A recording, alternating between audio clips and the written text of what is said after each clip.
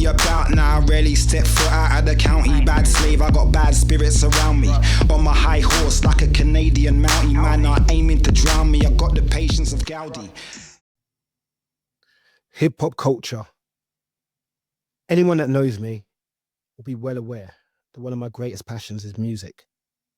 I've spent my life discovering, listening to, and creating music, primarily hip-hop music. I was born in the early 1980s, spending my formative years in Brixton, South London, a place with its large Afro-Caribbean population who brought with them a rich musical legacy which remains imprinted in many genres popular in Britain today. My introduction to hip-hop music was around 6 years old, after being introduced to NWA and Big Daddy Kane by my older brother, Genesis Elijah. As the years went on, I found myself immersed in the hip-hop lifestyle and culture, eventually experimenting with my own rhymes. And although I wasn't bad for an 11-year-old, I had already hit my first obstacle. Hip-hop is American. At this point, I don't think I'd heard of a British rapper. And although by 1994, some solid acts had already emerged, such as London Posse, Hijack, MC Duke, and Gunshot, I was still way too fresh in the scene to fully know what was really going on. My earliest experimentations with rapping were riddled with a serious identity crisis. At this point, I was a young man living in what was then the quiet rural town of Luton. It ain't anymore. Rapping it in an American accent about things comparable to what I was hearing from my favourite rap group, Mobb Deep. The notion of a British rapper was at best passively dismissed and at worst ridiculed. Around this time, in the UK, all your hip-hop knowledge would typically come from a variety of sources, particularly The Source and XXL magazines, both US imports, or the Cambridge-based HHC or Hip Hop Connection, which was known to cover a decent amount of UK hip-hop and serves as a platform to discover what artists were currently active in the emerging UK scene. For me, artists like Roots Manuva and Black Twang instantly stood out due to their distinct South London dialects, which at the time seemed unapologetic at a time where so many British rappers were adopting a fake American twang in an almost desperate attempt to be let into the fold.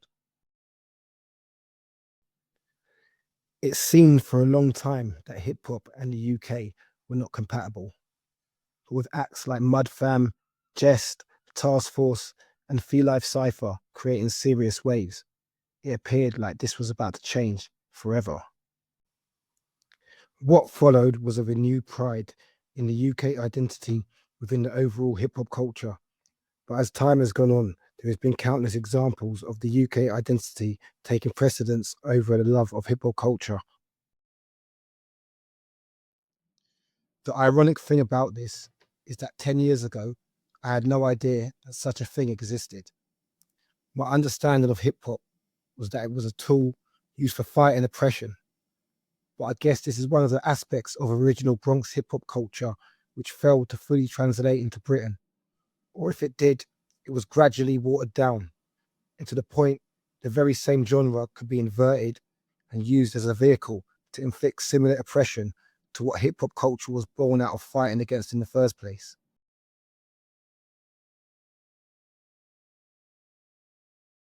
This first came to my attention when an artist who I knew made a track called Proud to be White.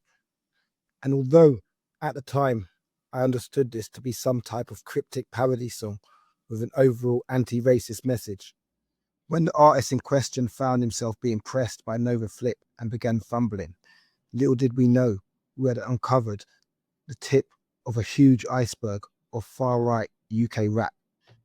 Yeah, I'm proud to be white. If you're proud to be dark, then I'm proud to be light. So now they label me a racist. Proud to be white. So tell us a little bit about courtesy of King white. M. You get me? Director, Yeah. genius. Yeah, man. Yeah, that was 100. I'm not gonna lie. That was me and him going backwards and forwards. 100% come from us. It was organically grown. It wasn't no PR stunt or nothing like that. It was. What made you want to write it? We wanted to battle stereotypes, you know. I wanted to battle stereotypes, and you know, my label was backing me all the way, and it was the main reason I wanted to show. I tell you what, this is the main reason I did this tune is that we've got a lot of politicians and they're talking for, you know, the middle classes, they're talking for the rich white people and whatnot. Yeah. And you've got a lot of rappers talking for the black community, but who's talking for the white guy who lives in predominantly black areas or multicultural areas, and they're not amongst the majority, and they're still made to walk around like they're living the life of Riley, and they're going through the same stuff as everyone else around them, and it's like, okay, damn, it's like we're the only ones that can't complain. Like, obviously, when you have tracks like Black Boys, obviously them tracks kind of came around because of the oppression that, you know, black people have faced. And then obviously you have yourself who, you know, is obviously surrounded around multiculturalism, but is a white rapper talking about being proud to be white. Do you feel like a lot of, you know, like reviews and this and that are kind of just jumping a bandwagon for the stigma? They're playing the easy cards, you know. It's very easy to go, oh, I'm gonna stay on the safe side of the fence. You know, it's so easy to do that. No one wants to fight the cause that needs to be fought, you know. And so obviously I knew people was gonna take the easy route, but it kind of shows where they are. There's certain magazines that have kind of gone against this and the journalists that have tried to make this out to be something it wasn't. It just shows where they was. They're not leaders. They're not revolutionaries. They're not forward thinkers. They're just trying to keep their reputation at stake, and they're not willing to take risks, even though deep down they probably didn't even believe what half of the stuff they were writing. It's ridiculous to even for a white person to quote J. Cole's ridiculously racist remarks in his song as some sort of backing against my song, kind of defeated the I don't understand what she was getting at with that.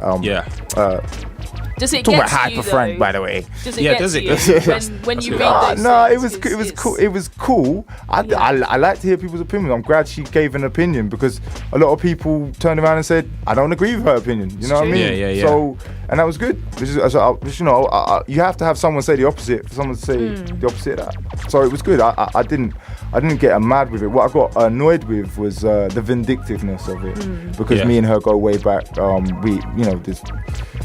not going to say a long story, but I haven't done her any problem. I barely know the woman. I just had an issue with somebody else that she knew, and she took on that problem to be her problem. And and years later, forgotten all about her, and she's writing some article about me being really vindictive. Wow. Yeah, I mean, she lied. She said the video was re-uploaded. It's the first time on the 3rd of December. Yeah, I did read that. I did read that. read the article. I did. Like, I'll state that right now. The first time Proud to Be White by Alex Dutty was released was on the 3rd of December 2014 on Grime Day.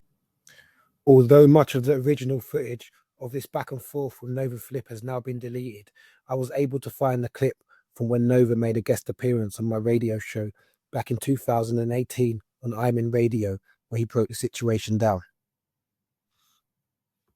That's what man them say on the internet and all that. I'm not really the one to say that, but man said he whose name, I think Greg Blackman came up with this one, he whose name shall not be pronounced in patois. Like that's his new name. Yo, shout out to Greg Blackman.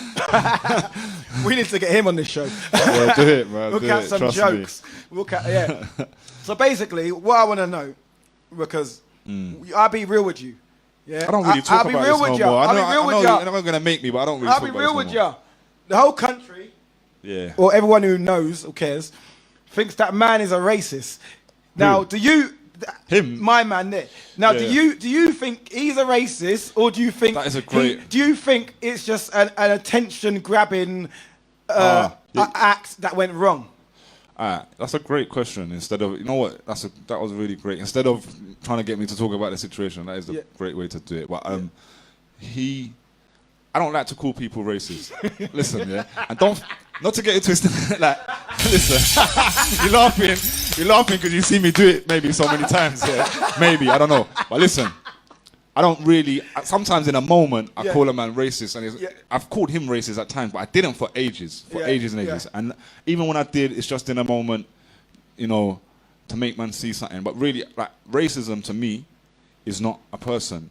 It's not a thing that a person is. It's not a characteristic, right? It's a system. You know, racism is a system of oppression.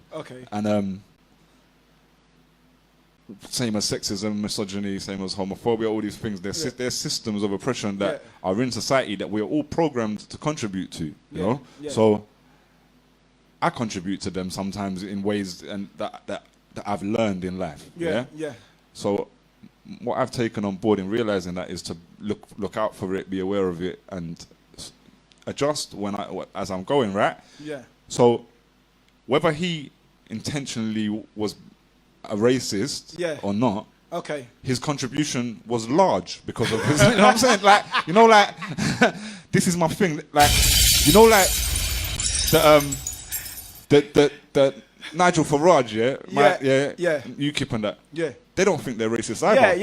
So everyone says, "Oh, I'm not racist," and they will go, "Oh," and this is why, right? This is why we shouldn't call people racists, right? And I like, because as soon as you call someone a racist, go, "You're a racist," they go, "What? I've got 6 black baby mothers." You know what I'm saying? You know what I'm saying? That's the new "I've got black friends." You know what I'm saying? Whatever his name is. Prior to this, issues of racism appeared largely absent from the UK hip-hop scene, with the only notable mention being an incident involving English Frank back in 2013, which, although many argued was drunken banter that got out of hand, the wider UK hip-hop community really condemned Frank, leading to his eventual disappearing from the limelight. This track is off Black is Beautiful Volume 2. Hold up, before anything starts. Because look, fam, this security guard ain't letting none of my people in, and my people are needed here right now. And that's what, we've been doing it. Because he's not letting none of my people in. Let him in! Let them in! Let them in! Let them in! Let them in! Let them in! Let them in! Let the Rufus people in. Preston, get back the Rufus people in. Tell the security guard to let them run in. And let them in, they're supposed to be on stage, you fucking donut. You keep... Hey, let them in, they're on stage. Let He's so dumb, innit? I don't want to sound racist, but he is African. He's African. Yeah? Remember, I'm African.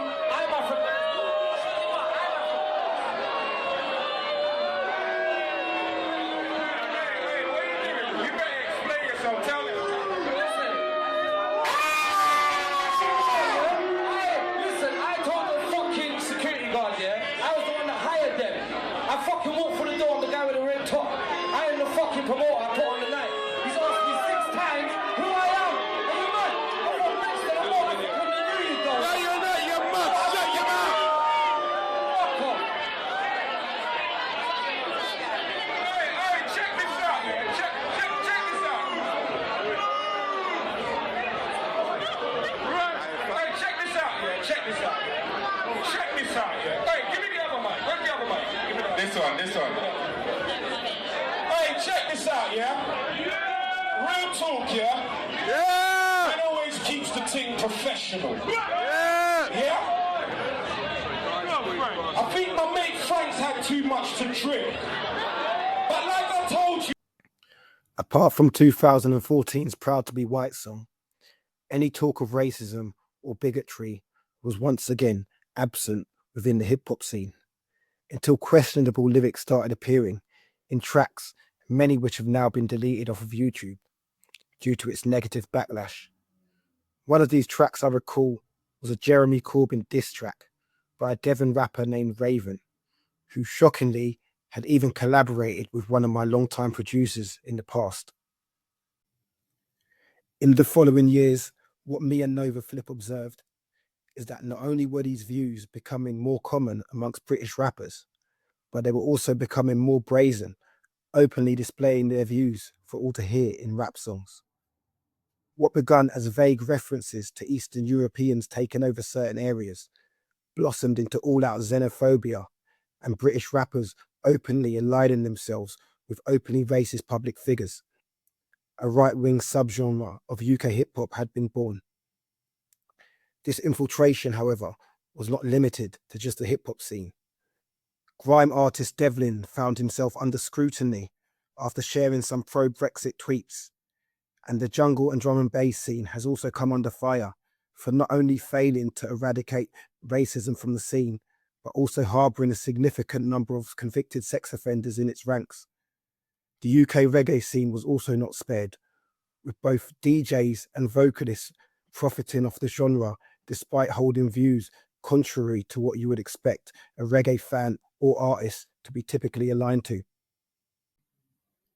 One of my most bizarre findings when researching this topic was a vocalist called Miss Kent UK, whose style blends hip-hop, R&B and reggae, and has gained a huge following amongst British patriots up and down the country, who completely dismiss the fact that they're using musical genres brought to the UK by immigrants to use as a vehicle to spread an anti-immigrant message.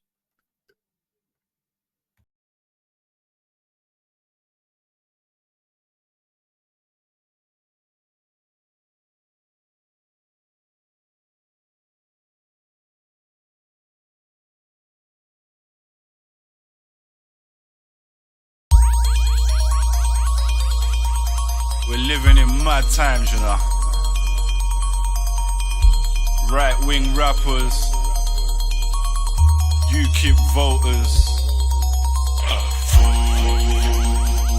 white pride rap songs. Who would have thought it? Mad thing. They call me a legend. I couldn't care for whatever they feel.